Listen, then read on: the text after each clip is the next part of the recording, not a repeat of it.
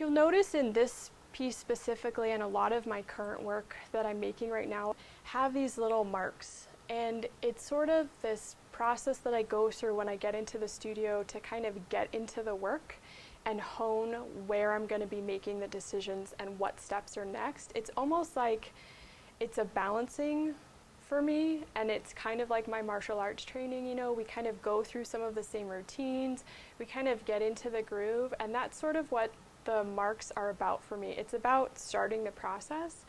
And when I was a student, I have to say, when I was getting my BFA, I really didn't want to be a process artist. That was something that I would see artists who I would look at their work and say, I don't think that has a point. I don't want to be that.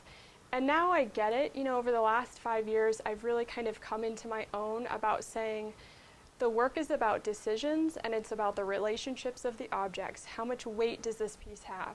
Is this color the appropriate choice? You know, it is about the process, and I think that's where the marks come in. They just kind of lay the groundwork. A lot of my work now is more about pieces. I've been making work that is not starting with a larger piece, but it's starting with the layers actually separate. So I'll go into the studio, I'll make a drawing.